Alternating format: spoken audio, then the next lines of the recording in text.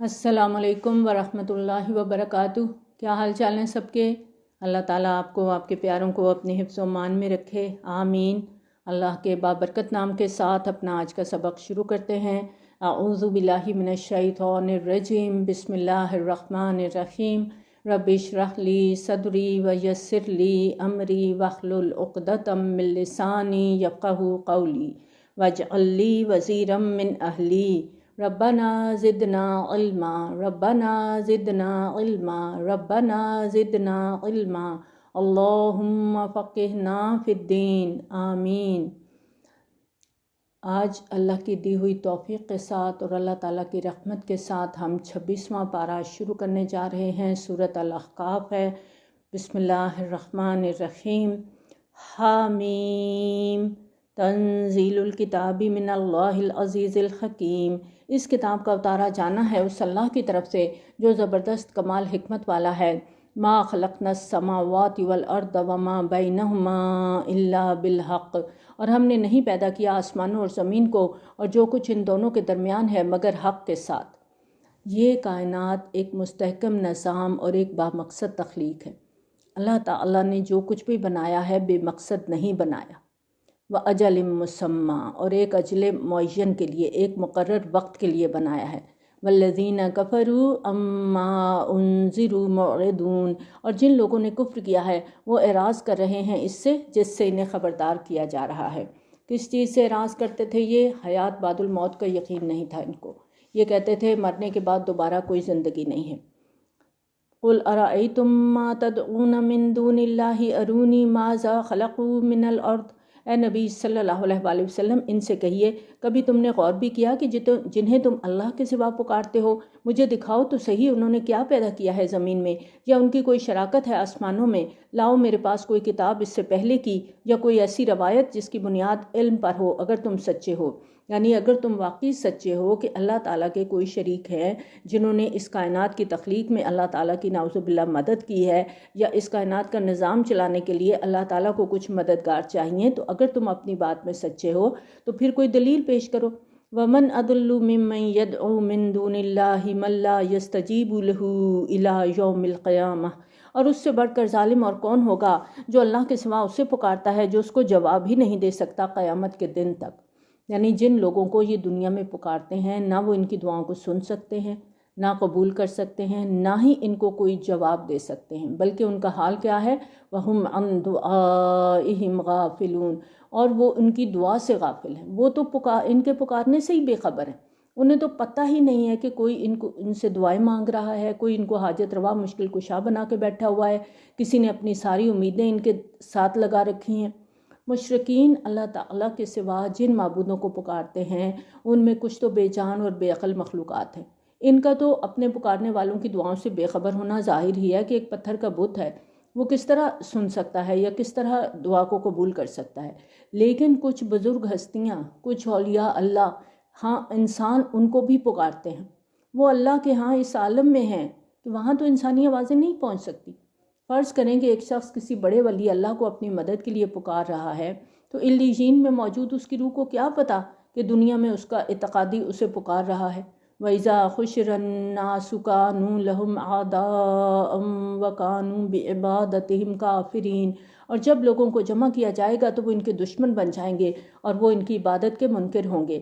قیامت کے دن وہ پیغمبر، وہ فرشتے، وہ بزرگ ہستیاں، وہ اولیاء اللہ جن کو آج لوگوں نے حاجت روا مشکل کشا بنا رکھا ہے، جن کے در پر جاتے ہیں، دعائیں مانگتے ہیں، سجدے کرتے ہیں، وہاں پر اپنی منتیں مانتے ہیں، چڑھاوے چڑھاتے ہیں، اور یہ یقین ہوتا ہے کہ یہ ہماری دعائیں قبول کروائیں گے، وہ اپنے ان عقیدت مندوں سے اس دن ناراضگی اور دشمنی کا اظہار کریں گے کہ انہوں نے اللہ کے سامنے انہیں شرمسار کر دیا، کہ انہیں اللہ کا شریک بنا لیا، اللہ کا مد مقابل ٹھہرا دیا۔ اور یہ اتنا حساس معاملہ ہے کہ ایک مرتبہ ایک صحابی نے نبی صلی اللہ علیہ وآلہ وسلم کے سامنے اس طرح الفاظ ادا کیے، ما شاء اللہ و ما شئت، یعنی جو اللہ چاہے اور جو آپ صلی اللہ علیہ وآلہ وسلم چاہیں۔ تو اس پر نبی صلی اللہ علیہ وآلہ وسلم نے انہیں فوراً ٹوک دیا اور فرمایا، اجعلتنی للہ ندًا، کیا تم نے مجھے اللہ کا مد مقابل بنا دیا؟ کیونکہ مشیت تو صرف اور صرف اللہ کے لیے ہے۔ وَإِذَا تُتْلَى عَلَيْهِمْ آيَاتُنَا بَيِّنَاتٍ قَالَ الَّذِينَ كَفَرُوا لِلْحَقِّ لَمَّا جَاءَهُمْ هَذَا سِحْرٌ مُبِينٌ۔ اور جب انہیں پڑھ کر سنائی جاتی ہیں ہماری آیات روشن تو یہ کافر کہتے ہیں حق کے بارے میں جب کہ وہ ان کے پاس آ گیا کہ یہ تو کھلا جادو ہے۔ کیا وہ کہتے ہیں اس نے اس کو خود گھڑ لیا ہے، یعنی نبی صلی اللہ علیہ وسلم نے قرآن کو خود تصنیف کر لیا ہے۔ اے نبی صلی اللہ علیہ وسلم ان سے کہہ دیجئے اگر میں نے اس کو گھڑ لیا ہے تو تم مجھے اللہ کی پکڑ سے ذرا بھی نہیں بچا سکتے۔ هو عالم بما تفیدون فیہ، وہ خوب جانتا ہے جن باتوں میں تم لگے ہوئے ہو۔ اللہ تعالیٰ تمہاری تمام گفتگو بھی سن رہا ہے، تمہارے دلوں میں چھپے ہوئے خیالات کو بھی جانتا ہے۔ تم جو قرآن کے بارے میں باتیں کرتے ہو، نبی صلی اللہ علیہ وسلم کے بارے میں باتیں کرتے ہو، سب اللہ کے علم میں ہے۔ کفا بہ شہیدم بینی و بینکم، وہ کافی ہے بطور گواہ میرے اور تمہارے درمیان۔ وہو الغفور الرحیم، اور وہ خوب بخشنے والا بہت رحم فرمانے والا ہے۔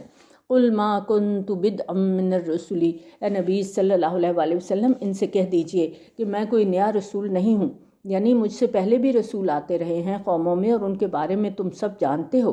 وما ادری ما یفعل بی ولا بکم، اور مجھے یہ معلوم نہیں کہ میرے ساتھ کیا معاملہ کیا جائے گا اور نہ یہ کہ تمہارے ساتھ کیا معاملہ کیا جائے گا۔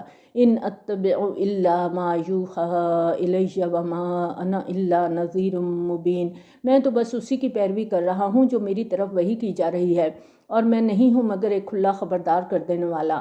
قل ارأیتم ان کان من عند اللہ وکفرتم بہ، اے نبی صلی اللہ علیہ وسلم ان سے کہہ دیجئے کیا تم نے سوچا بھی ہے کہ اگر یہ قرآن واقعتاً اللہ کی طرف سے ہوا اور تم نے اس کا انکار کر دیا تو پھر کیا نتیجہ نکلے گا؟ تم لوگ جو نبی صلی اللہ علیہ وسلم کو الزام دیتے ہو کہ انہوں نے یہ قرآن خود گھڑ لیا ہے، جب تمہیں چیلنج دیا گیا کہ اس جیسی کتاب بنا کر دکھا دو، ایک صورت ہی بنا لو، تو تم تو اس کا جواب نہیں دے سکے۔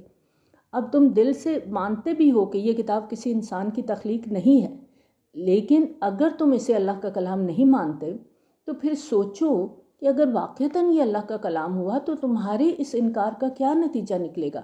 وَشَهِدَ شَاهِدٌ مِّن بَنِي إِسْرَائِيلَ عَلَىٰ مِثْلِهِ، اور گواہی دے چکا ہے ایک گواہ بنی اسرائیل میں سے ایک ایسی ہی کتاب کی۔ فَآمَنَا، تو وہ ایمان لے آیا، اور تم نے کیا کیا؟ وَاسْتَكْبَرْتُمْ، اور تم تکبر کرتے رہے۔ یہود میں ایسے علماء بھی تھے اگرچہ ان کی تعداد بہت کم تھی جو نبی صلی اللہ علیہ وسلم پر ایمان لے آئے تھے۔ انہی میں حضرت عبداللہ بن سلام رضی اللہ تعالیٰ عنہ تھے جو یہود کے بہت بڑے عالم تھے اور جنہوں نے فوراً اسلام قبول کر لیا تھا۔ ان اللہ لا یہدی القوم الظالمین، بے شک اللہ ظالموں کو ہدایت نہیں دیتا۔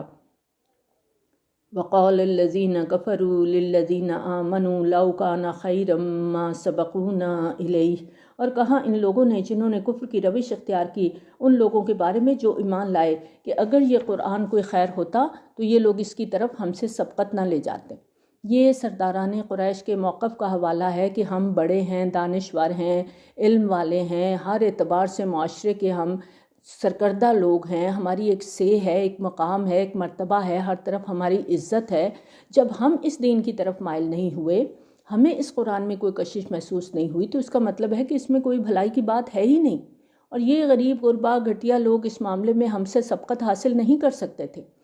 ہم دیکھتے ہیں کہ مکہ میں نبی صلی اللہ علیہ وسلم پر ایمان لانے والوں میں سے اگرچہ کچھ ایسے لوگ بھی تھے جن کا تعلق اونچے گھرانوں سے تھا، جن میں حضرت عثمان بن عفان، حضرت عبد الرحمن بن عوف، حضرت طلحہ، حضرت عبیر رضی اللہ عنہم جیسے لوگ بھی تھے، لیکن آغاز میں زیادہ تر نادار اور مزدور لوگ ہی نبی صلی اللہ علیہ وسلم پر ایمان لائے تھے، جن میں غلام بھی شامل تھے، اور آغاز میں یہی لوگ زیادہ تر نبی صلی اللہ علیہ وسلم کے ارد گرد موجود ہوتے تھے۔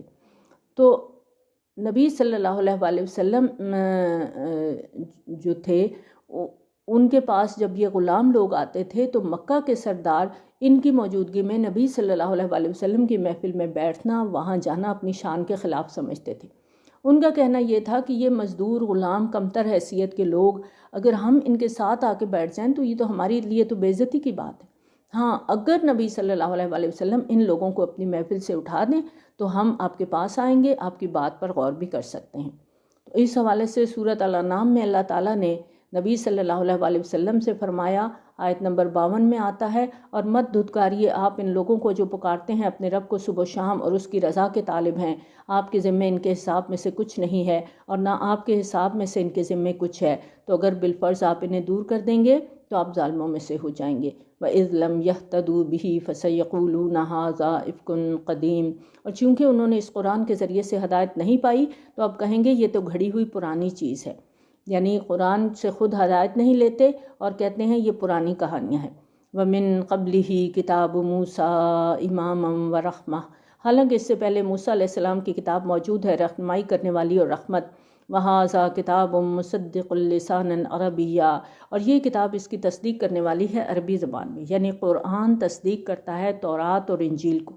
قرآن کی یہ تصدیق دو پہلو سے ہے، ایک طرف تو قرآن ان کتابوں کی اس لحاظ سے تصدیق کرتا ہے کہ یہ اللہ تعالیٰ کی طرف سے نازل کرتا ہے۔ سورۃ مائدہ کی آیت نمبر 44 میں آتا ہے اِنَّا أَنزَلْنَا التَّوْرَاةَ فِيهَا هُدًى وَنُورٌ، اور سورۃ مائدہ ہی کی آیت میں آیت نمبر 46 میں آتا ہے وَآتَيْنَاهُ الْإِنجِيلَ فِيهِ هُدًى وَنُورٌ، یعنی ایک طرف تو قرآن اس بات کی تصدیق کرتا ہے کہ یہ دونوں کتابیں اللہ کی طرف سے آئی ہیں، اور دوسرا پہلو یہ ہے کہ تورات اور انجیل میں جو پیشن گوئیاں تھیں قرآن ان کے مصداق بن کر آیا، جو پیشن گوئیاں کی گئیں قرآن نے ان کو حق کر دکھایا۔ لِيُنذِرَ الَّذِينَ ظَلَمُوا، تاکہ خبردار کر دے ان لوگوں کو جنہوں نے ظلم کی روش اختیار کی۔ خبردار کر دینے کی ذمہ داری ہی کی وجہ سے اللہ تعالیٰ نے قرآن کو سادہ اور سلیس زبان میں نازل کیا، سمجھنے کے لیے آسان بنایا تاکہ ہر شخص تک اس کا پیغام پہنچ جائے۔ وَبُشْرَىٰ لِلْمُحْسِنِينَ، اور خوشخبری بن جائے احسان کی روش اختیار کرنے والوں کے لیے۔ محسنین وہ لوگ ہیں جو اسلام کے درجے سے آگے بڑھتے ہوئے ایمان کے درجے پر جاتے ہیں اور پھر احسان کے درجے پر پہنچ جاتے ہیں۔ ان الذین قالوا ربنا اللہ ثم استقاموا، بے شک جن لوگوں نے اقرار کیا کہ ہمارا رب اللہ ہے پھر اس پر جم گئے۔ پیچھے سورۃ حامیم سجدہ کی آیت نمبر 30 میں بھی ہم نے یہ پڑھا تھا، اللہ تعالیٰ کو اپنا رب مان کر ہر حال میں اس کی رضا پہ راضی رہنا، اس کی رضا کو اپنی زندگی کا مقصد بنا لینا، اسی پر بھروسہ کرنا، اسی پر یقین کرنا، اس کے احکامات کی پابندی کرنا، اس کی طرف سے عائد کردہ تمام ذمہ داریوں کو نبھانے میں اپنا تن من دھن لگا دینا، یہ سب استقامت میں آ جاتا ہے۔ اور اللہ پر ایمان لانے کے بعد ثابت قدمی کیا ہے کہ انسان کا دل اس سوچ پہ جم جائے کہ میرا پروردگار اللہ ہے، میرا حاجت روا وہ ہے، میرا مشکل کشا وہ ہے، وہی میری دعاؤں کو سننے والا ہے۔ پھر انسان خود کو اللہ کے لیے وقف کر دے، اور بندہ مومن کی اسی کیفیت کا نقشہ سورۃ الانعام کی آیت نمبر 162 میں آتا ہے قُلْ إِنَّ صَلَاتِي وَنُسُكِي وَمَحْيَايَ وَمَمَاتِي لِلَّهِ رَبِّ الْعَالَمِينَ، آپ صلی اللہ علیہ وسلم کہہ دیجئے میری نماز، میری قربانی اور میری زندگی اور میری موت اللہ ہی کے لیے ہے جو تمام جہانوں کا پروردگار ہے۔ فَلَا خَوْفٌ عَلَيْهِمْ وَلَا هُمْ يَحْزَنُونَ، تو ان پر نہ کوئی خوف ہوگا نہ وہ غم سے دوچار ہوں گے۔ یہ کون لوگ ہیں؟ قَالُوا رَبُّنَا اللَّهُ، جنہوں نے کہہ دیا اللہ ہمارا رب ہے، ثُمَّ اسْتَقَامُوا، پھر اس پر جم گئے۔ ہیں ہم ان لوگوں میں شامل؟ اللہم اجعلنا منہم۔ اولئک اصحاب الجنۃ خالدین فیہا جزاء بما کانوا یعملون، یہی لوگ جنت والے ہیں، اس میں ہمیشہ رہنے والے، یہ جزا ہوگی ان اعمال کی جو وہ کرتے رہے ہیں۔ اللہ تعالیٰ اپنے بندوں کی قدر افزائی کے لیے جنت میں داخلے اور جنت کی نعمتوں کو ان کے اعمال کا صلہ قرار دیتا ہے، اور اللہ کے نیک بندے جب جنت میں جاتے ہیں تو اللہ کا شکر کرتے ہوئے اعتراف کریں گے کہ یہ سب اللہ کے فضل کی سبب ممکن ہوا، اور یہ کہ وہ اپنے اعمال کے بلبوتے پر یہ کامیابی حاصل نہیں کر سکتے تھے۔ سورۃ الاعراف کی آیت نمبر 43 میں آتا ہے اور وہ کہیں گے سب شکر سب تعریف اس اللہ کے لیے ہے جس نے ہمیں یہاں تک پہنچایا۔ وَمَا كُنَّا لِنَهْتَدِيَ لَوْلَا أَنْ هَدَانَا اللَّهُ، اور ہم خود سے یہاں تک نہیں پہنچ سکتے تھے اگر اللہ ہی نے ہمیں نہ پہنچا دیا ہوتا۔ یہ اللہ تعالیٰ کا اپنے بندوں پر بے پایاں فضل ہے کہ وہ قرآن میں بار بار ان کے نیک اعمال کی قدردانی فرماتا ہے کہ اگر تم لوگوں نے اما شاکرم و اما کفورا کے اختیار کے باوجود میرے شکر گزار بندے بن کر زندگی گزارنے کا فیصلہ کیا ہے، میرے رستے میں آنے والی ہر تکلیف ہر رکاوٹ برداشت کی ہے، تو میں بھی تمہاری مدد کرتے ہوئے اس رستے میں تمہارے لیے آسانیاں پیدا کروں گا، تمہیں آگے بڑھنے کی توفیق دوں گا، اور پھر قیامت کے دن تمہارے اعمال کا بدلہ جنت کی ابدی اور دائمی نعمتوں کی صورت میں تمہیں عطا کروں گا۔ اللہم اجعلنا منہم ووصینا الانسان بوالدیہ احسانا۔ اور ہم نے تاکید کی انسان کو اس کے والدین کے بارے میں حسن سلوک کی۔ والدین کے ساتھ حسن سلوک کے احکامات قرآن میں بہت تکرار کے ساتھ آئے ہیں، کیونکہ کہیں بھی آپ دیکھیں قرآن میں یہ نہیں آتا کہ اولاد سے محبت کریں یا اولاد کے ساتھ احسان کریں، کیونکہ یہ نیچرل ہے۔ لیکن والدین جب بوڑھے ہو جاتے ہیں، کمزور ہو جاتے ہیں، اولاد اپنے بچوں میں مگن ہو جاتی ہے، تو بعض اوقات ان کو وہ نگلیکٹ کرنا شروع کر دیتی ہے یا ان کے ساتھ ان کا سلوک صحیح نہیں رہتا۔ اس لیے قرآن بار بار اس بات کی تلقین کرتا ہے کہ والدین کے ساتھ احسان کا سلوک کرو، اور اولاد کے لیے والد والدہ دونوں قابل احترام ہیں، دونوں حسن سلوک کے مستحق ہیں۔ لیکن بچے کی پیدائش اور پرورش میں ماں کی مشقت اور ذمہ داری چونکہ زیادہ ہے، اس لیے اولاد کی طرف سے خدمت اور حسن سلوک کے حوالے سے اس کا حق بھی فائق ہے۔ تو سورۃ لقمان میں ماں کے خصوصی حق کا ذکر کرتے ہوئے اللہ تعالیٰ فرماتے ہیں، اور ہم نے وصیت کی انسان کو اس کے والدین کے بارے میں، اس کو اٹھائے رکھا اس کی ماں نے اپنے پیٹ میں کمزوری پر کمزوری جھیل کر، پھر اس کا دودھ چھڑانا 2 سال میں ہوا۔ والدہ کے خصوصی حق کی وضاحت ایک حدیث میں بھی ملتی ہے کہ ایک صحابی نے نبی صلی اللہ علیہ وسلم کی خدمت میں حاضر ہو کر سوال کیا، یا رسول اللہ، میرے حسن سلوک کا سب سے بڑھ کر مستحق کون ہے؟ آپ نے فرمایا تمہاری ماں۔ انہوں نے دوبارہ پوچھا، آپ نے فرمایا تمہاری ماں۔ تیسری مرتبہ بھی آپ نے فرمایا تمہاری ماں۔ جب انہوں نے چوتھی مرتبہ پوچھا تو نبی صلی اللہ علیہ وسلم نے فرمایا تمہارا باپ۔ یہ بخاری کی روایت ہے۔ حملتہ امہ کرہم ووضعتہ کرہا، اس کی ماں نے اسے اٹھائے رکھا پیٹ میں تکلیف جھیل کر اور اسے جنا تکلیف کے ساتھ، اور اس کا یہ حمل اور دودھ چھڑانا لگ بھگ 30 مہینے میں ہوا۔ ان 2 آیات میں تمام اضافی تکالیف اور مشقتوں کی طرف اشارہ کیا گیا ہے جو والد کے مقابلے میں صرف والدہ کو برداشت کرنا پڑتی ہیں۔ بچے کی پیدائش اور پرورش میں والد بالواسطہ طور پہ حصہ لیتا ہے، لیکن والدہ پورے عمل میں براہ راست کردار ادا کرتی ہے۔ دوران حمل کی پریشانیوں، وضع حمل کی جان لیوا تکلیفوں اور رضاعت اور پرورش کی صبر آزما مشقتوں کو وہ اکیلی جھیل رہی ہوتی ہے۔ حتیٰ اذا بلغ اشدہ وبلغ 40 سنہ، یہاں تک کہ جب وہ اپنی پوری قوت کو پہنچتا ہے اور 40 برس کا ہو جاتا ہے۔ بچے کی جسمانی بلوغت 16-17 سال کی عمر میں ہو جاتی ہے، لیکن ذہنی نفسیاتی بلوغت اور جو پختگی کی عمر ہے اس کی حد 40 سال بتائی گئی ہے۔ اور اس حوالے سے اس آیت میں ایک بچے کی مثال دی گئی ہے کہ جب وہ اپنی زندگی کے ابتدائی مراحل طے کر کے 40 برس کی عمر میں ذہنی پختگی کو پہنچ جاتا ہے، پھر وہ اپنے رب سے دعا کرتا ہے۔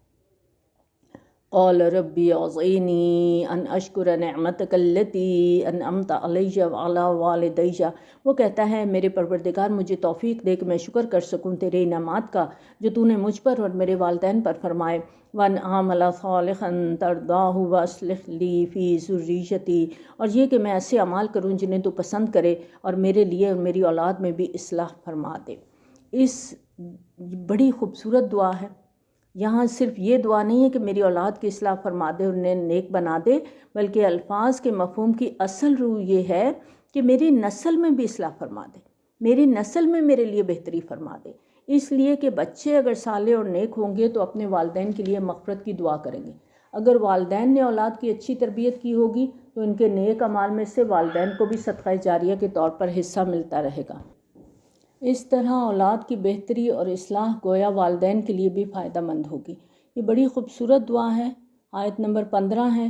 ہم اس کو یاد کریں گے، اپنی دعاؤں میں شامل کریں گے، اپنے والدین کے لیے، اپنی اولاد کے لیے، آنے والی نسلوں کے لیے خوبصورت ترین دعا ہے۔ انی تبت الیک و انی من المسلمین، میں تیری جناب میں توبہ کرتا ہوں اور یقیناً میں تیرے فرما بردار بندوں میں سے ہوں۔ یہ وہ لوگ ہیں جن سے ہم نے ان کے بہترین اعمال قبول فرمائیں گے اور ہم ان کی خطاؤں سے درگزر بھی فرمائیں گے، اور وہ ہوں گے جنت والوں میں سے۔ یہ کون لوگ ہیں؟ جو اپنے والدین کے ساتھ اچھا سلوک کرتے ہیں، جو والدین کے لیے بھی دعائیں کرتے ہیں، ان کے لیے صدقہ جاریہ بنتے ہیں، اور والدین کے ساتھ ساتھ اپنی اولاد کی اصلاح کے لیے بھی دعائیں کرتے ہیں۔ وعد الصدق الذی کانوا یوعدون، یہ وہ سچا وعدہ ہے جو ان سے کیا جاتا تھا۔ یہ جو آیات ہم نے ابھی پڑھی، ایک ایسے شخص کے کردار کی تصویر دکھائی گئی ہے جو والدین کا نیک اور صالح بیٹا ہے، اور شعور کی پختگی کو پہنچتے پہنچتے اس کے دل و دماغ میں خیالات اور نظریات کا جو ایک امیج تیار ہوا ہے، اس کا خوبصورت عکس اس دعائیہ الفاظ میں ملتا ہے جو ہم نے ابھی آیت نمبر 15 پڑھی۔ اب آئندہ جو آیات آ رہی ہیں اس میں ایک بالکل اس کے الٹ کردار کی تصویر کشی کی جا رہی ہے۔ والذی قال لوالدیہ اف لکما اتعداننی ان اخرج، ایک وہ شخص ہے جو اپنے والدین سے کہتا ہے میں بیزار ہوں آپ دونوں سے، کیا آپ مجھے اس سے ڈراتے ہیں کہ میں نکال کھڑا کیا جاؤں گا زندہ کر کے قبر سے؟ اس کے والدین مسلمان ہیں، نیک سیرت ہیں، بیٹا آوارہ ذہنی طور پہ گمراہ ہو چکا ہے، نہ اللہ کو مانتا ہے نہ آخرت پر یقین رکھتا ہے، والدین سے تو تکار کرتا ہے کہ آپ کیا ہر وقت مجھے نصیحتیں کرتے رہتے ہیں، حساب کتاب کی دھمکیاں دیتے رہتے ہیں، تف ہے آپ لوگوں پر، میں آپ کے ان ڈھکوسلوں کی خود ساختہ تفصیلات سن سن کے تنگ آ گیا ہوں، اب مجھے مزید سمجھانا چھوڑ دیں، میں کسی آخرت وآخرت کو نہیں مانتا۔ وقد خلت القرون من قبلی، حالانکہ مجھ سے پہلے کتنی نسلیں گزر چکی، نسل در نسل کروڑوں اربوں لوگ دنیا میں آئے چلے گئے، آج تک تو کوئی اٹھ کے نہیں آیا۔ ایک وقت میں ان سب کا زندہ ہو جانا، پھر ایک ایک کا حساب کتاب ہونا، یہ تو ناقابل یقین بات ہے، میں ایسی دقیانوسی باتوں کو نہیں مانتا۔ وَهُمَا يَسْتَغِيثَانِ اللَّهَ وَيْلَكَ آمِن، اور وہ دونوں اللہ کی دہائی دے کر کہتے ہیں بربادی ہو تیری، ایمان لیا، ان وعد اللہ حق، یقیناً اللہ کا وعدہ سچا ہے۔ فَيَقُولُوا مَا هَٰذَا إِلَّا أَسَاطِيرُ الْأَوَّلِينَ، وہ کہتا ہے کچھ نہیں مگر پہلے لوگوں کی کہانیاں ہیں، یعنی یہ دوبارہ زندہ ہونا اور آخرت کی باتیں فرضی کہانیاں ہیں، پچھلے زمانے سے سینہ بسینہ چلی آ رہی ہیں، ان کی حقیقت کچھ نہیں ہے۔ اولئک الذین حق علیہم القول، یہ وہ لوگ ہیں جن پر اللہ کی بات صادق آئی ہے، یعنی ایسے لوگ اللہ کے کلمہ عذاب کے مستحق ہو چکے ہیں۔ آیت نمبر 16 میں دیکھیے کہ ان لوگوں کی بات کی گئی جن سے ان کے بہترین اعمال قبول فرما کے اللہ تعالیٰ ان کی خطاؤں کو درگزر کریں گے اور وہ جنت والوں میں ہوں گے، اور یہ سچا وعدہ اللہ نے کیا۔ لیکن جو اپنے والدین کے نافرمان ہوں گے، جو والدین کے ساتھ بدتمیزی کرتے ہیں، تو ان پر بھی اللہ کی بات صادق آئے گی۔ اولئک الذین حق علیہم القول، یعنی ایسے لوگ اللہ کے کلمہ عذاب کے مستحق ہو چکے ہیں۔ فی قد خلت من قبلہم من الجن والانس، یہ شامل کر دیے جائیں گے ان قوموں میں جو ان سے پہلے گزر چکی ہیں، جنوں اور انسانوں میں سے۔ انہم کانوا خاسرین، یقیناً یہی لوگ ہیں خسارے والے۔ والدین کی نافرمانی کرنا، ان کے آگے بولنا، ان کا جواب دینا، ان کی باتوں سے چڑھنا، یہ وہ عمل ہے جو انسان کو گھاٹے میں لے جائیں گے، اور خسارہ ہی خسارہ ہے ایسے لوگوں کے لیے جو والدین کے ساتھ بدتمیزی کرتے ہیں۔ آج ہماری جو جنریشن ہے اس میں ایک عام بات ہے کہ والدین کو تو بات کرنا ہی نہیں دیتے، فوراً چپ کرا دیتے ہیں، خاص طور پہ ماؤں کے بارے میں اولاد کا یہی رویہ ہوتا ہے، امی آپ چپ کریں، آپ کو کچھ نہیں پتہ۔ جس نے پالا، جس نے وہ وقت جب تم اپنی غلاظت بھی صاف نہیں کر سکتے تھے، راتوں کو جاگی تمہارے لیے، تمہاری غلاظت کو صاف کیا، تمہیں ستھرا رکھا، نیٹ رکھا، تمہیں دودھ پلایا، تمہاری پرورش کی، جب تم چلنے پھرنے کے قابل ہو گئے، دوڑنے کے قابل ہو گئے، بات چیت کرنے کے قابل ہو گئے، اور تم نے کہا چپ کرو، تمہیں کچھ پتہ نہیں، اس کو کچھ پتہ نہیں، اور یہی لوگ اس دن خسارے میں ہوں گے۔ وَلِكُلٍّ دَرَجَاتٌ مِّمَّا عَمِلُوا، اور ہر ایک کے لیے درجے اور مقامات ہوں گے ان کے اعمال کے اعتبار سے، جیسا عمل کرو گے ویسا ہی درجہ ملے گا، جنت میں بھی جہنم میں بھی۔ جیسا پرچہ دنیا میں دیتے ہیں ویسے ہی نمبر آتے ہیں نا، کوئی ٹاپر ہوتا ہے، کوئی فرسٹ ڈویژن لیتا ہے، کوئی سیکنڈ لیتا ہے، کوئی تھرڈ لیتا ہے، کوئی مارجن پہ پاس ہو جاتا ہے، کچھ فیلئر بھی ہوتے ہیں۔ وَلِيُوَفِّيَهُمْ أَعْمَالَهُمْ وَهُمْ لَا يُظْلَمُونَ، اور تاکہ وہ پورا پورا دے انہیں ان کے اعمال کا بدلہ، اور ان پر کوئی ظلم نہیں ہوگا۔ اور جس دن کافر پیش کیے جائیں گے آگ پر، اس وقت ان سے کہا جائے گا تم اپنے حصے کی اچھی چیزیں دنیا کی زندگی میں لے چکے، اور ان سے تم نے خوب فائدہ اٹھا لیا، تم دنیا میں بڑے عیش کر کے آئے ہو، مال و دولت اکٹھا کیا تم نے، حلال حرام کی تمیز کو ختم کر دیا، بڑے مزے کی زندگی گزاری، یہ سوچ کر کہ بابر بعیش کوش کے عالم دوبارہ نیست۔ اب کیا ہے؟ فَالْيَوْمَ تُجْزَوْنَ عَذَابَ الْهُونِ، آج تمہیں ذلت کا عذاب دیا جائے گا، کیوں؟ بِمَا كُنْتُمْ تَسْتَكْبِرُونَ فِي الْأَرْضِ بِغَيْرِ الْحَقِّ، وجہ اس تکبر کے جو تم زمین میں ناحق کرتے تھے، وَبِمَا كُنْتُمْ تَفْسُقُونَ، اور بسبب ان نافرمانیوں کے جو تم کرتے رہے، اللہ کی نافرمانی اور والدین کی نافرمانی، یہ دو عمل ایسے ہیں کہ ان کا انجام پھر خسارہ ہی خسارہ ہے، اور یہی سزا یہاں بتائی جا رہی ہے، نافرمانوں کی سزا بتائی جا رہی ہے۔ اللہم لا تجعلنا منہم وَاذْكُرْ أَخَا عَاد، اور ذرا تذکرہ کیجئے قوم عاد کے بھائی ہود علیہ السلام کا، جب اس نے خبردار کیا اپنی قوم کو احقاف میں، اور اس سے پہلے بھی اور اس کے بعد بھی بہت سے خبردار کرنے والے گزر چکے تھے کہ مت عبادت کرو کسی کی سوائے اللہ کے، مجھے اندیشہ ہے تم پر ایک بڑے دن کے عذاب کا۔ انہوں نے کہا کیا تم ہمارے پاس اس لیے آئے ہو کہ ہمیں بہکا کر ہمارے معبودوں سے برگشتہ کر دو؟ تو جس عذاب کی دھمکی تم ہمیں دے رہے ہو وہ ہم پر لے آؤ اگر سچوں میں سے ہو۔ اس نے کہا اس کا علم تو اللہ ہی کے پاس ہے، یعنی عذاب کے بارے میں تو اللہ جانتا ہے کہ آئے گا تو کب آئے گا اور کس صورت میں آئے گا، میں اس کے بارے میں نہیں جانتا۔ وَأُبَلِّغُكُم مَّا أُرْسِلْتُ بِهِ، اور میں تو تمہیں پہنچا رہا ہوں وہ پیغام جو اس نے مجھے دے کر بھیجا ہے۔ میری ذمہ داری صرف اللہ کا پیغام تم لوگوں تک پہنچا دینا اور تمہیں خبردار کرنا ہے۔ وَلَٰكِنِّي أَرَاكُمْ قَوْمًا تَجْهَلُونَ، لیکن میں دیکھ رہا ہوں کہ تم لوگ بالکل جہالت کی روش اختیار کر رہے ہو، یعنی تمہاری جہالت کی انتہا یہ ہے کہ میری باتیں سننے اور ان پر غور کرنے کی بجائے بغیر سوچے سمجھے تم نفی کرنے پہ تلے ہوئے ہو۔ فَلَمَّا رَأَوْهُ عَارِضًا مُسْتَقْبِلَ أَوْدِيَتِهِمْ، پھر جب انہوں نے اس عذاب کو دیکھا بادل کی صورت میں اپنی وادیوں کی طرف بڑھتے ہوئے، تو انہوں نے کہا یہ تو بادل ہے جو ہم کو سیراب کرنے والا ہے، یعنی خوشیاں منانے لگے کہ بارش ہوگی جل تھل ہو جائے گا۔ بل ہوا مستعجلتم بہ، فرمایا نہیں یہ تو وہ شے ہے جس کے بارے میں تم نے جلدی مچا رکھی تھی، خود ہی کہتے تھے نا لے آؤ ہم پر عذاب، اب عذاب آ چکا ہے۔ ریح فیہا عذاب علیم، یہ وہ جھکڑ ہے جس میں بہت دردناک عذاب ہے۔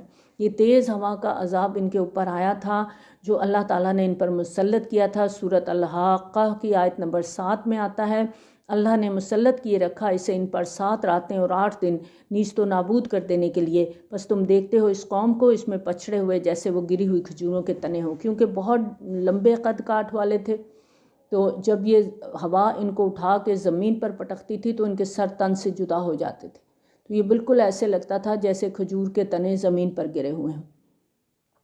تُدَمِّرُ كُلَّ شَيْءٍ بِأَمْرِ رَبِّهَا، تباہ و برباد کرتا ہے ہر شے کو اپنے رب کے حکم سے۔ فَأَصْبَحُوا لَا يُرَىٰ إِلَّا مَسَاكِنُهُمْ، پھر وہ ایسے ہو گئے کہ کچھ نظر نہیں آ رہا تھا سوائے ان کے مسکنوں کے، ان کے عالیشان گھر، ان کی بڑی بڑی حویلیاں تو موجود تھیں لیکن مکینوں کی کوئی خبر نہیں تھی، سب کے سب ختم ہو گئے۔ كَذَٰلِكَ نَجْزِي الْقَوْمَ الْمُجْرِمِينَ، اسی طرح ہم بدلہ دیا کرتے ہیں مجرموں کی قوم کو۔ وَلَقَدْ مَكَّنَّاهُمْ فِي مَاءٍ مَّكَّنَّاكُمْ فِيهِ، اور ہم نے جو تمکن انہیں دیا تھا ایسا تمکن ہم نے تمہیں نہیں دیا۔ خطاب ہے قریش مکہ سے، انہیں بتایا جا رہا ہے کہ جو طاقت اور شان و شوکت قوم عاد کو عطا ہوئی تھی، جو وسائل انہیں میسر تھے، تم لوگوں کے پاس تو اس کے مقابلے میں کچھ بھی نہیں ہے۔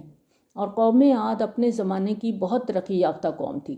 شداد اسی قوم کا بادشاہ تھا اور اس نے خاص طور پر ایک شہر بسا کر اسے جنت ارضی کا نام دیا ہوا تھا، اور قوم عاد کا علاقہ اس وقت لق و دوق صحرا کی شکل اختیار کر چکا ہے، اور اس صحرا میں شداد کے مذکورہ شہر کی باقیات زیر زمین سیٹلائٹ کے ذریعے سے دریافت ہو چکی ہیں۔ وَجَعَلْنَا لَهُمْ سَمْعًا وَأَبْصَارًا وَأَفْئِدَةً، اور ہم نے انہیں کان، آنکھیں اور دل عطا کیے تو ان کے کچھ بھی کام نہ آئے، ان کے کان نہ ان کی آنکھیں نہ ان کے دل۔ کیوں؟ وہ انکار کرتے رہے اللہ کی آیات کا، نہ اپنے کانوں سے کچھ سنا، نہ آنکھوں سے حق کو دیکھا، اور نہ ہی عقل سے اس کو سمجھنے کی کوشش کی۔ تو پھر کیا ہوا؟ وَحَاقَ بِهِم مَّا كَانُوا بِهِ يَسْتَهْزِئُونَ، گھیر لیا ان کو اسی چیز نے جس کا وہ مذاق اڑایا کرتے تھے۔ وَلَقَدْ أَهْلَكْنَا مَا حَوْلَكُم مِّنَ الْقُرَىٰ، اور ہم نے ہلاک کیا بہت سی ایسی بستیوں کو جو تمہارے ارد گرد آباد تھیں۔ وہ تمام اقوام جن کے انجام کا ذکر قرآن مجید میں تکرار کے ساتھ آتا ہے، جزیرہ نماء عرب کے ارد گرد علاقوں میں آباد تھی۔ احقاف یعنی قوم عاد کا علاقہ، یہ مکہ سے جنوب مشرق میں تھا۔ قوم سمود کا علاقہ جو مدائن صالح کہلاتا ہے، مکہ سے شمال میں تھا۔ شمال ہی کے رخ میں حضرت شعیب علیہ السلام کی قوم کا علاقہ مدین تھا، اور ڈیڈ سی کے ساحل پر حضرت لوط علیہ السلام کی قوم آباد تھی۔ اس قوم کے شہروں کے کھنڈرات بھی ڈیڈ سی کے اندر سے دریافت ہو چکے ہیں۔ وَصَرَّفْنَا الْآيَاتِ لَعَلَّهُمْ يَرْجِعُونَ، اور ہم نے پھیر پھیر کر ان کو اپنی آیات سنائیں تاکہ وہ رجوع کریں۔ فَلَوْلَا نَصَرَهُمُ الَّذِينَ اتَّخَذُوا مِن دُونِ اللَّهِ قُرْبَانًا آلِهَةً، تو کیوں نہ مدد کی ان کی ان ہستیوں نے جن کو انہوں نے اللہ کے سوا معبود بنا رکھا تھا، تقرب الی اللہ کا ذریعہ سمجھتے ہوئے۔ ان کا خیال تھا کہ یہ ان کے معبود انہیں اللہ کے قریب کرنے کا ذریعہ بنیں گے، ہر مشکل میں ان کی مدد کریں گے، تو کیوں وہ ان کی مدد کو نہیں آئے؟ بلکہ ہوا کیا؟ جب عذاب آیا بل ضلوا عنہم، سب ان سے گم ہو گئے، کوئی بھی ان کے کام نہیں آیا۔ ایسے ان کو یہ حقیقت معلوم ہو گئی تھی کہ ان کے معبودوں کا کوئی وجود تھا ہی نہیں۔ وَذَلِكَ إِفْكُهُمْ وَمَا كَانُوا يَفْتَرُونَ، یہ تھا ان کا جھوٹ اور جو کچھ وہ جھوٹ گھڑ رہے تھے۔ آگے جو آیات ہمیں پڑھنے جا رہے ہیں جنات کا ذکر ہے جو نبی صلی اللہ علیہ وآلہ وسلم سے قرآن سن کر ایمان لائے تھے اور پھر اپنے قوم کی طرف مبلغ بن کر لوٹے تھے۔ یہ واقعہ نبی صلی اللہ علیہ وآلہ وسلم کے طائف سے واپسی کے سفر کے دوران پیش آیا تھا۔ یہ وہ دن تھے جو نبی صلی اللہ علیہ وآلہ وسلم کے لیے یقیناً بہت سخت تھے۔ ایک طرف اہل طائف کے رویے کی وجہ سے نبی صلی اللہ علیہ وآلہ وسلم دل گرفتہ تھے، دوسری طرف مکہ واپس جانے کے لیے بھی حالات سازگار نہیں تھے، تو آپ نے چند دن وادی نخلا میں قیام فرمایا۔ وہاں ایک دن آپ صلی اللہ علیہ وآلہ وسلم فجر کی نماز ادا فرما رہے تھے کہ جنوں کی ایک جماعت کا ادھر سے گزر ہوا۔ اس نماز میں نبی صلی اللہ علیہ وآلہ وسلم امام تھے اور حضرت زید بن حارثہ مقتدی تھے۔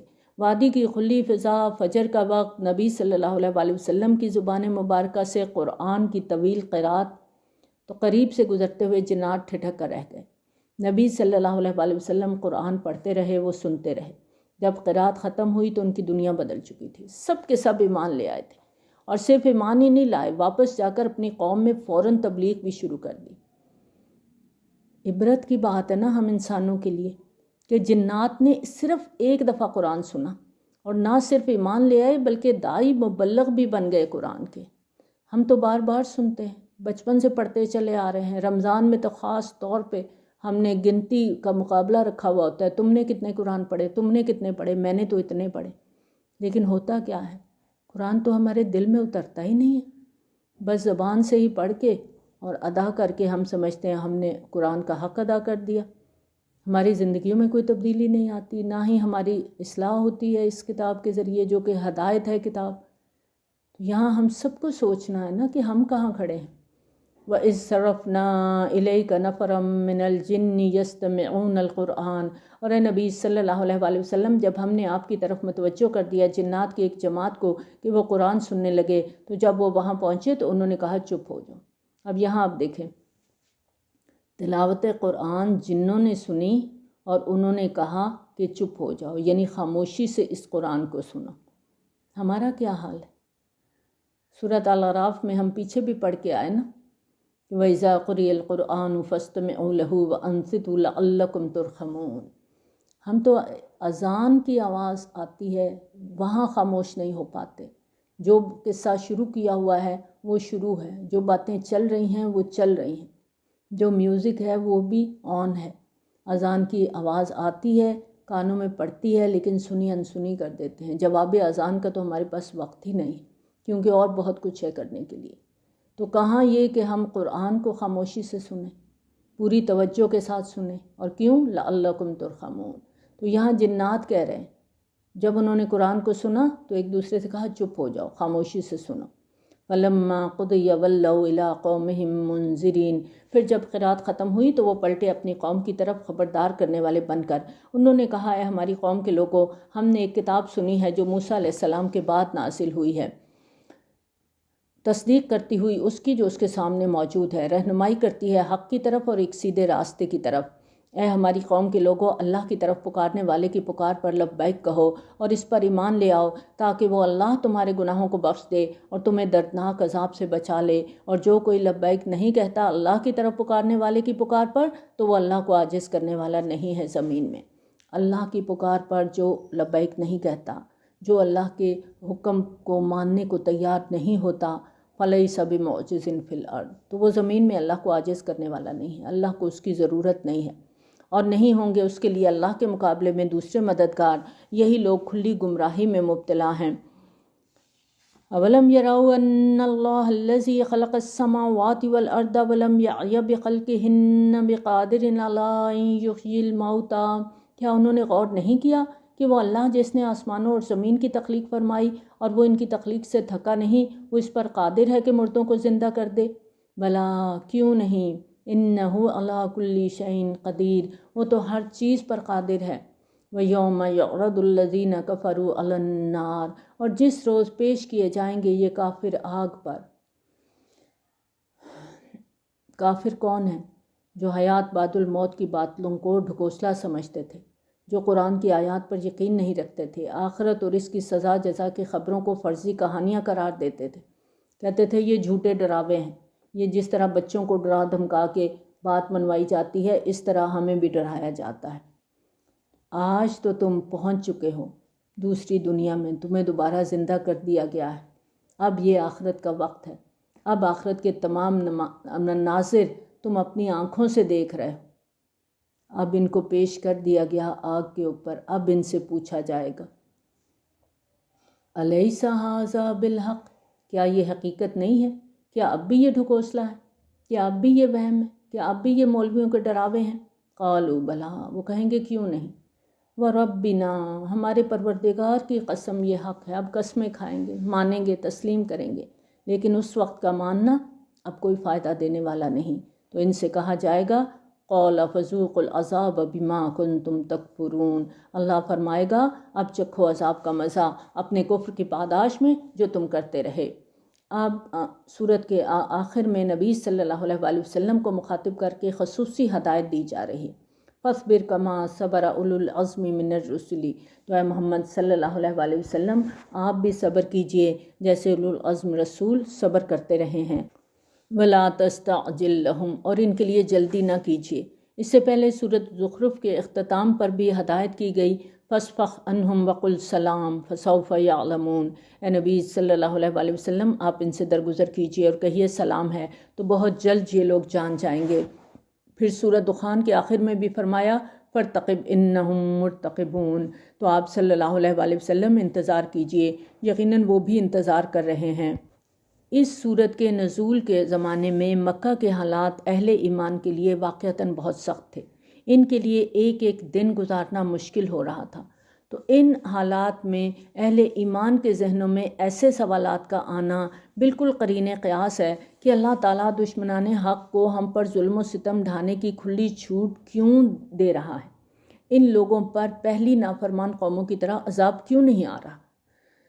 تو یہاں پر نبی صلی اللہ علیہ وآلہ وسلم سے مخاطب کر کے اہل ایمان کو آگاہ کیا جا رہا ہے کہ مشرکین مکہ پر عذاب کا وقت ابھی نہیں آیا، ابھی اللہ کی مشیت میں ان لوگوں کو کچھ اور مہلت دینا مقصود ہے، لہٰذا تم لوگ صبر سے کام لو، مزید انتظار کرو۔ ولا تستعجل لهم، ان کے لیے جلدی نہ کرو۔ کأنہم یوم یرون ما یوعدون، جس دن یہ لوگ دیکھیں گے اس عذاب کو جس کی انہیں وعید سنائی جا رہی ہے، لم یلبثوا الا ساعۃ من نہار، تو ایسے محسوس کریں گے گویا نہیں رہے دنیا میں مگر دن کی ایک گھڑی۔